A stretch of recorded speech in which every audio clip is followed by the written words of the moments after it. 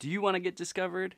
Well, you're in luck. With Half Pump's professional subscription slash follow slash liking service, I can guarantee you 1,000 follows in the next week. That would be great, wouldn't it? But it's not a thing. I mean, these services do exist, but they're far from legit. And you want to be legit, don't you? Well, I got some great news for you. There are some legit strategies out there that you can use to get discovered on your platform of choice. And in this episode, I hope to cover several of those strategies, give you some ideas and a strong foundation to launch from. So stick around. Hello there and welcome. My name is Brian and I go by the alias of Half Pump both online and while playing some of my favorite games. And I've been a content creator on and off for the last 4 years. And in that time, I've also created 3 separate businesses that I still own and manage to this day, including Half Pump, this identity online. I actually keep that under an LLC. My goal has always been to leverage my experience and passion as a student for content creation and the technology involved in creating all of that content to help lower the barrier of entry for those wishing to start their own business. And as far as what you can expect to find on this channel here, I am going to be posting everything that has to do with content creation, strategy, the technology involved, as well as technology in general, because I'm a big a big nerd that just loves technology. And finally, you're going to also find some of my favorite gaming highlights, as I also follow this content up with regular Instagram content showing you behind the scenes view and how I make this, how the journey for a content creator looks, as well as weekly streams on Twitch where I'll talk shop before jumping into some of my favorite games. Now that you know a little bit more about me, it's time to take a little bit deeper dive into yourself and really understand your goals and targets around your various platforms. So it's one thing to just say, hey, I want to be a YouTuber, or I want to be a Twitch streamer, or I want to own an e-commerce site. But do you know exactly how many subscribers you want and by which date, or followers by which date, or how much you want in sales? And what do you define success as?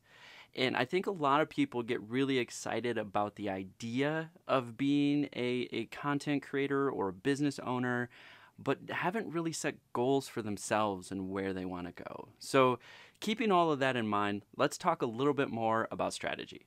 If you've been doing your research, you've probably stumbled upon a pretty common theme, a thread, if you will, with a lot of these videos that are out here that are talking about how do I grow my Twitch following, or how do I grow my YouTube following, or Instagram, or whatever platform you're choosing.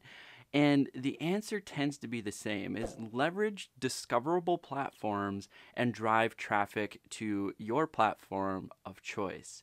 And I'm going to talk to you a little bit more about that, but I do want to baseline what some of the big platforms are really building their market off from. And some of this might seem like common sense, but I want to make sure we're all starting off from the same foundation, if you will. So let's talk about the big 6. So we all know YouTube, right? YouTube is going to be a great platform for your video content, both short form and long form video content. It's going to be the dominating platform if that is your creative outlet, be it, you're a yoga instructor, or you're giving instructionals, or you're a videographer and you really like creating video content. YouTube is probably going to be your pillar platform of choice. Next, let's talk about Instagram. Instagram is going to be a great platform for that, what I like to call static content or short form content. So things like GIFs or minute-long videos. Now, I'm going to fully recognize that they're kind of in a weird place with their IGTV product, and in a way competing with YouTube more towards mobile users. But it is still a great place to post artistic content. And so if your business is all about pictures or products, it's going to be a great place to post pictures of those products or even short videos of those products. It's also great to stay in touch and communicate almost live with your fans and your audience. through their story features. So there's some interesting use cases for Instagram, but keep in mind, mostly going to be that static and short form content. Twitter is another one that we're always going to want to keep in mind, kind of falling in the same bucket as Instagram with short form and static content, but more text-based. So they used to be only 140 characters of text, and it really challenged you to generate really concise ideas and messages in that short form. And over the years, they have upped it to 280 characters, but it is still going to be a platform where it's mostly about the text. You can enrich that text with videos and GIFs and pictures, and those tend to get more interaction, but it is a great platform to consider for, again, interaction. You can actually grow a base on Twitter as well and design specific content for Twitter, but we'll talk a little bit more about that down the road here. Of course, I couldn't go without talking about streaming platforms like Twitch, Facebook Gaming, and YouTube Live. There are 3 platforms in that space, and with YouTube Live and Facebook, they're going to kind of fall into the same description, if you will, of their main purpose, but they also are leveraging streaming platforms. And we have Twitch out there, which is one of the largest live streaming platforms, and of course, you just can't go without mentioning it, because I'm a Twitch streamer, but that platform is going to be more about that real-time engagement with your audience. Next up on the list is going to be Facebook. We mentioned Facebook Gaming under the streaming category, but Facebook itself is still a very powerful platform for business owners that has over 1 billion endemic users. So it just has massive reach. And then as a person, you most likely have a network as well.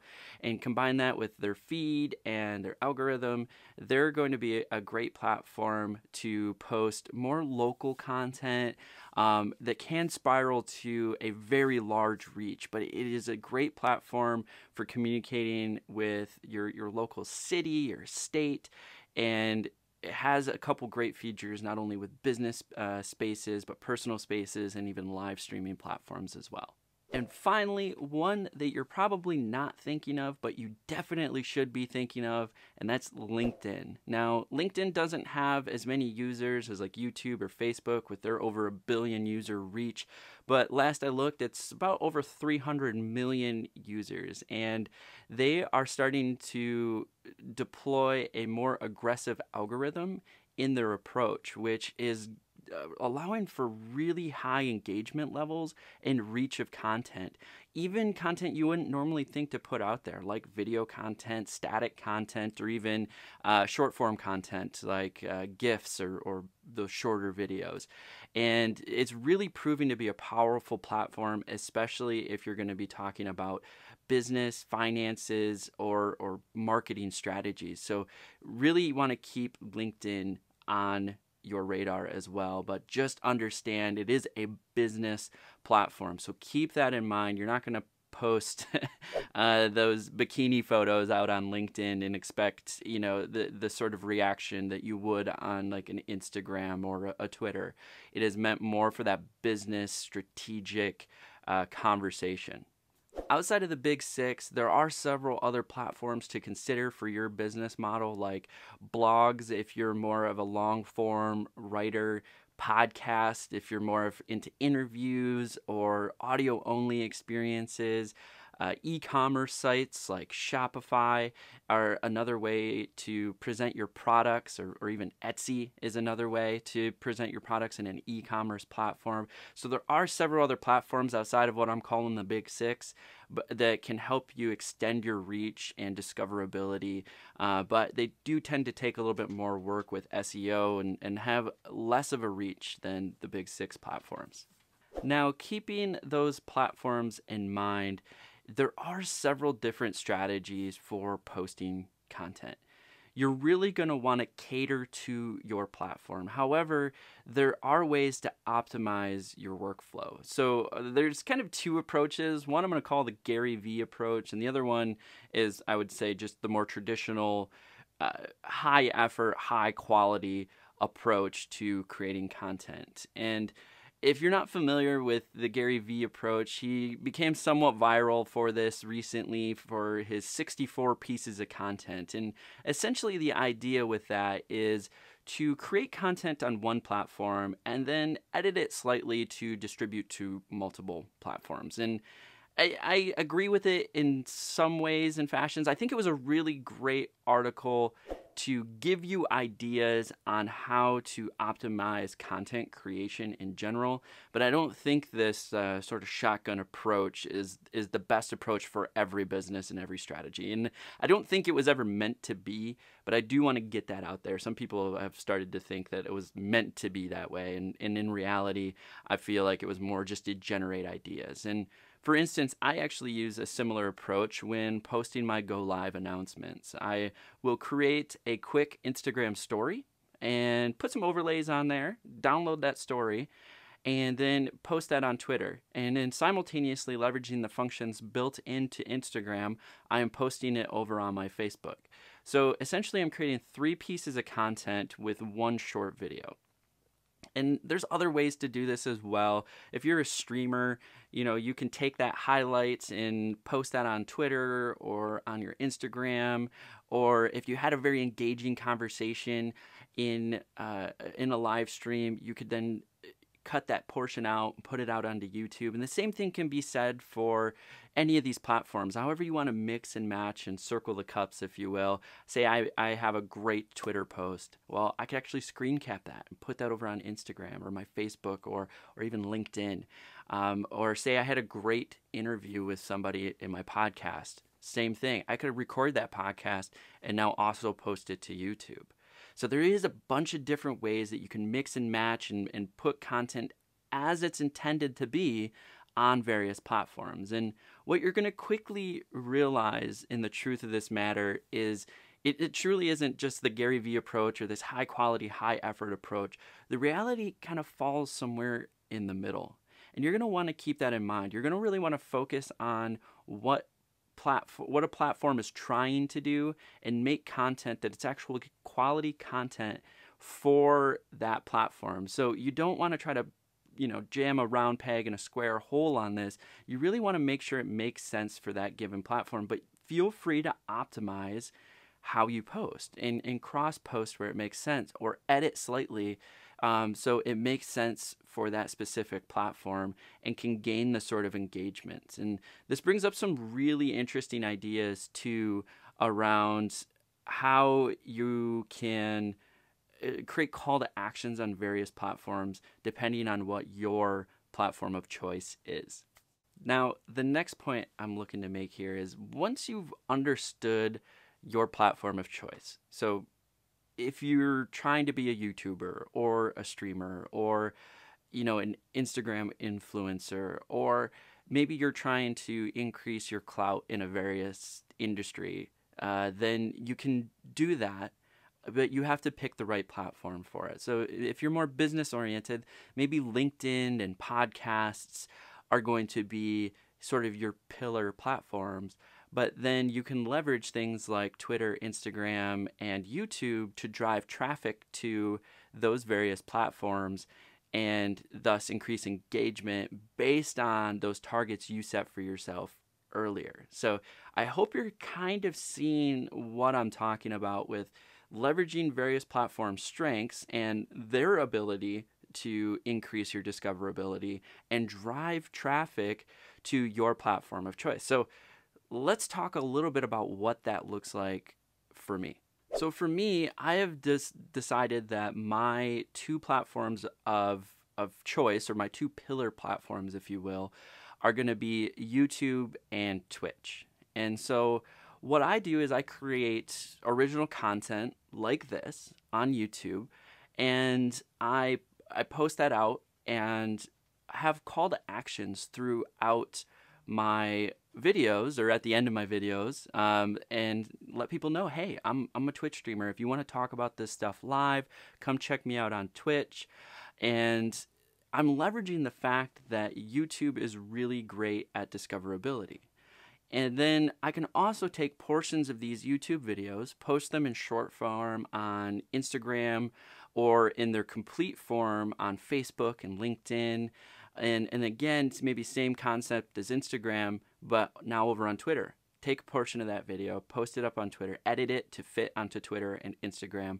And that way, now with this one piece of content, quality content, produced content here on YouTube, I'm now able to create other sources and other pieces for other platforms, and thus pointing them sort of in a John Madden map, if you will, of to the platforms of choice. And the same thing happens over on my Instagram. I do a ton of behind the scenes content where I'm showing you exactly what my processes look like, what I'm going through, what I'm thinking, what I'm working on.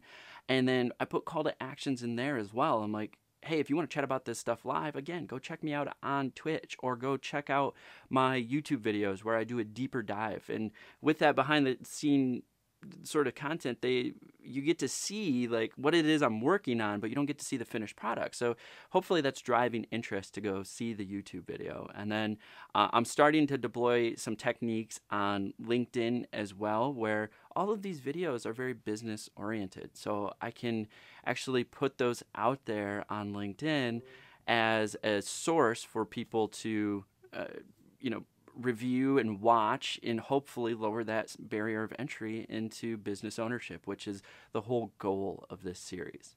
Now, you might ask yourself, why did I choose that strategy?